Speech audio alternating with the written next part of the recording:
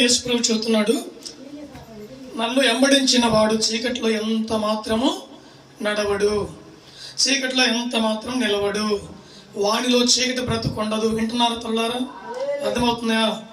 వాని బ్రతుకు చీకటిమయముగా మార్చబడదు, వాని యొక్క జీవితము వెలుగుగా మార్చబడుతుంది. వెంబడిస్తే ఏమవుతుంది?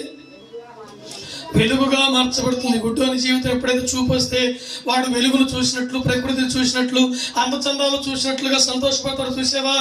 అలాగే నన్ను వెంబడించు వాడు వెలుగులోనే నడుస్తాడు, వెలుగుతో నింపబడతాడు. వెలుగు సంబంధమైన క్రియలే ఉంటాయి, వెలుగు సంబంధమైన మాటలే ఉంటాయి. వాడంతా కూడా వెలుగులోనే జీవిస్తాడు. స్తోత్రము కలుగును గాక.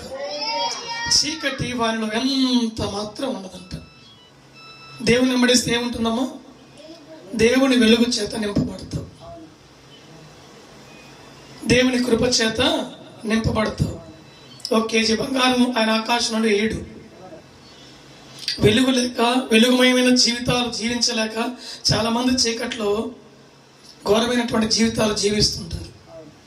భార్యకి తెలియకుండా భర్తకి, భర్తకి తెలియకుండా భార్యకి అనేకమైన సంబంధాలు పెట్టుకొని కొంపల్లో సమాధానం లేకుండా కుటుంబాల్లో గొడవలు పెట్టుకొని ఆ చీకట్లో సంచరిస్తూ, చీకట్లో చిందులేస్తూ, ఆ బిడ్డలకు సమాధానం లేక, వాళ్ళకి సంబంధం లేక ఆ కుటుంబాలు చిన్న భిన్నాలు అయ్యేటువంటి కుటుంబాలు ఎన్నో ఉన్నాయి. దేవుడు అంటున్నాడు, నన్ను వెంబడించండి.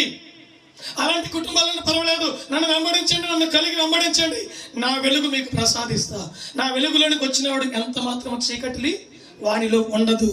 దేవుని నామానికి మహిమ కలుగును గాక. అది నిశ్చలమైన వెలుగు, శాశ్వతమైన వెలుగు. ఆయన మహిమ ప్రసన్నత మన మీద ఉంటుంది. మనం ఎక్కడెళ్ళి నిలబడ్డా, ఎక్కడెళ్ళి మాట్లాడినా వెలుగు సంబంధిగానే ఉంటాం.